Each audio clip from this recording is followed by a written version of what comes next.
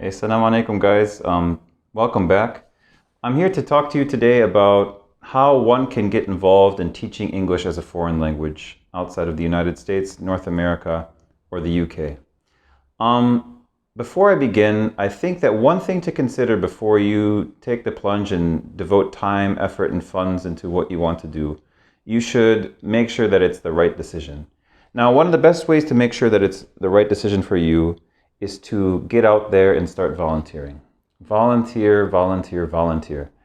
Before I decided to invest any more time or money into becoming an English teacher, I started out by volunteering at Casa Latina.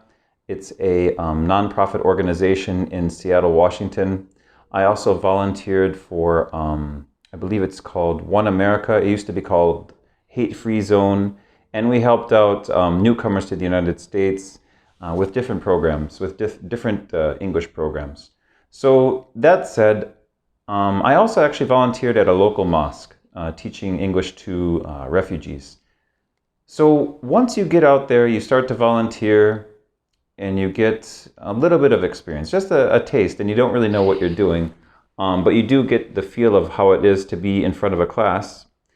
You'll know more if this is really the right career choice for you. Now, if you've already done your volunteering and you enjoy the experience and you want to pursue this as one of your goals, I would recommend that you need to make sure that you have enough funds to get started. Now, in order to become an EFL teacher, you're going to need some kind of certification.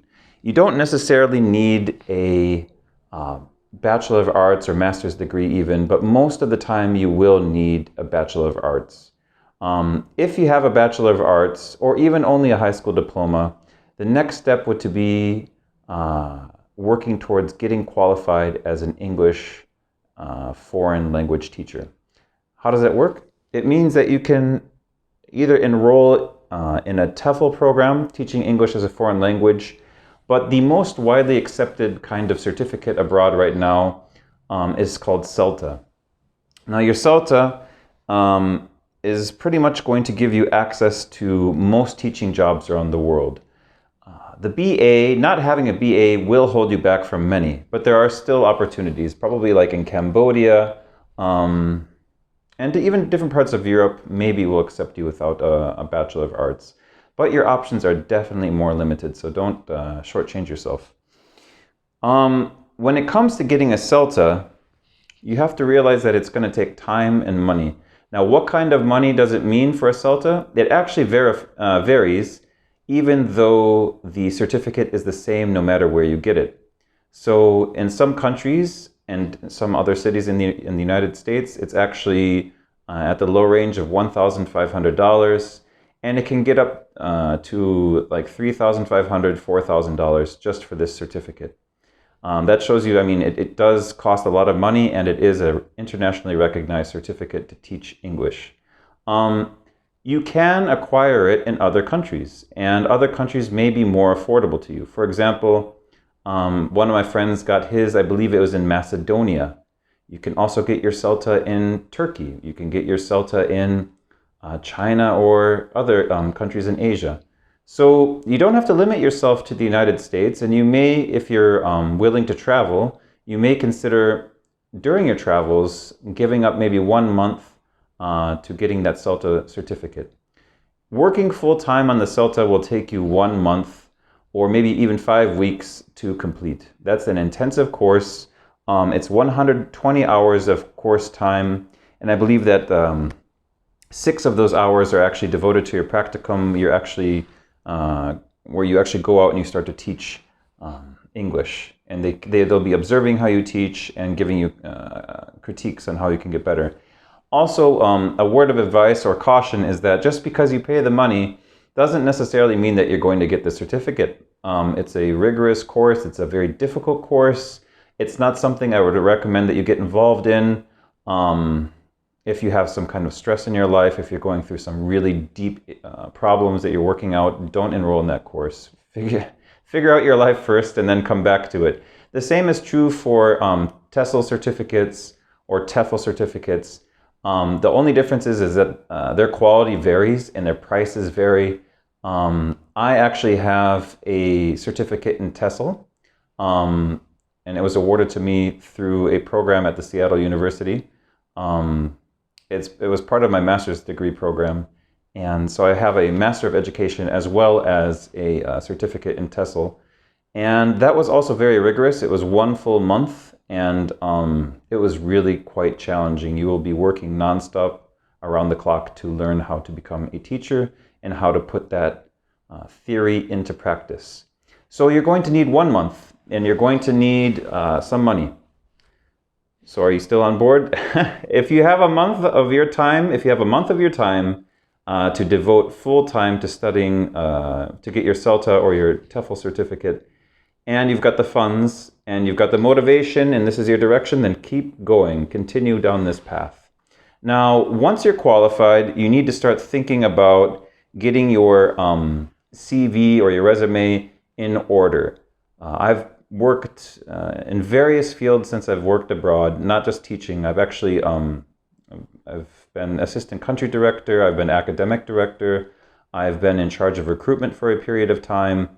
And if your CV is not in order, as a recruiter, if I look at your CV as an English teacher and you have grammatical errors or spelling mistakes on your CV, a document that you have the time to actually work through and to perfect, then it's probably going to get trashed. So make sure that your CV is polished, and that in the background, after you've got your CELTA, you should still continue volunteering. You should not just like volunteer one time and then quit.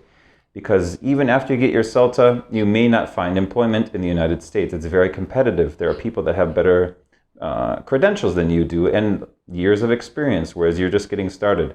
So you need to keep volunteering. Work your full-time job if you have to, and at the same time volunteer as a teacher on the weekends or in the evenings when you're finished with your shift or with your work.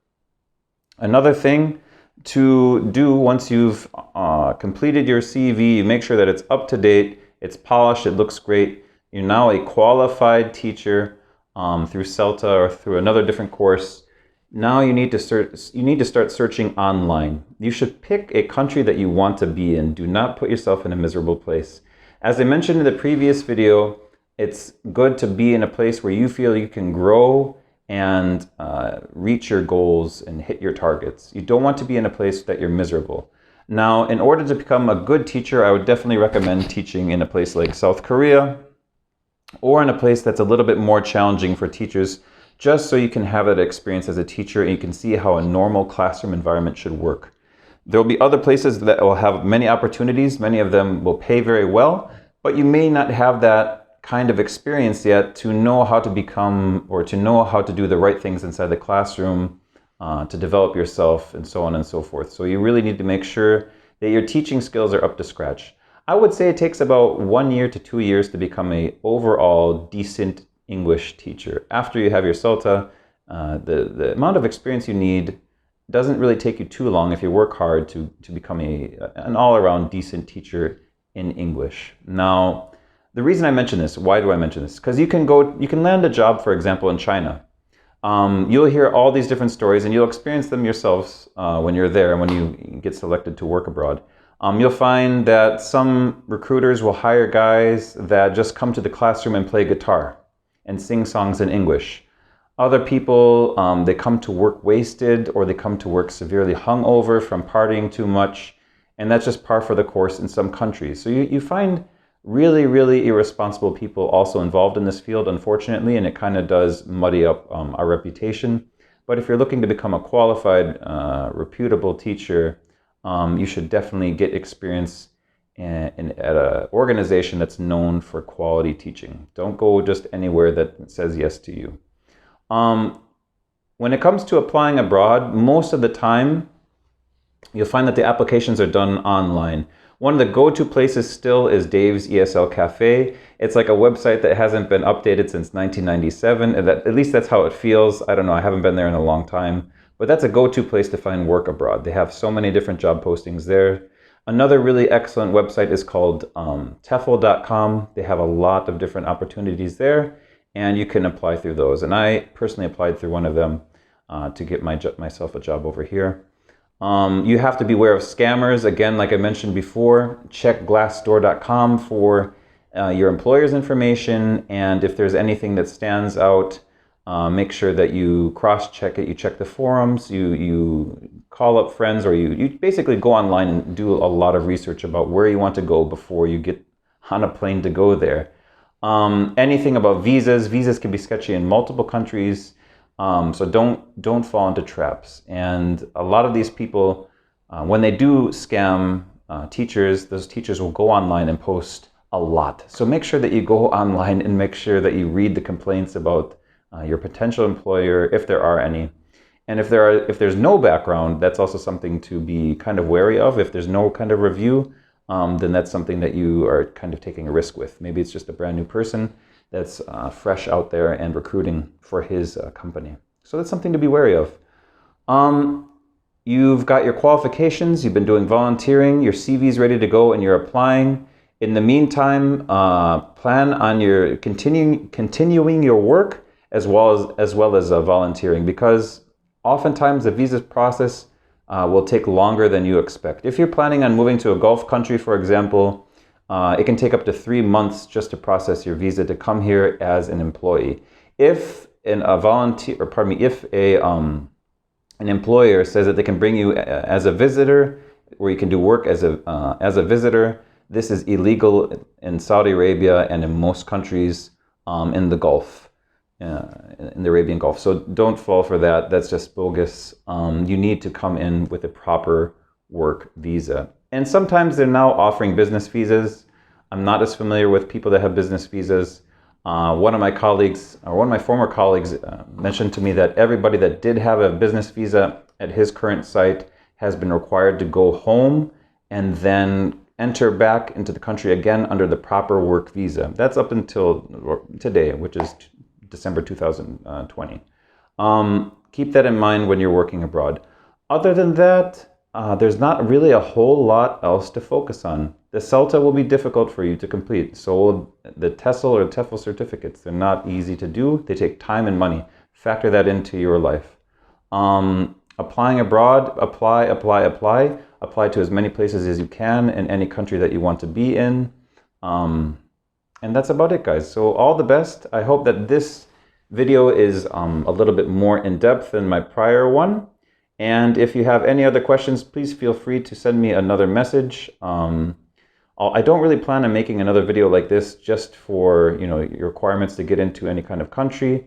If you would like me to contact you or set up an appointment for consultation, let me know.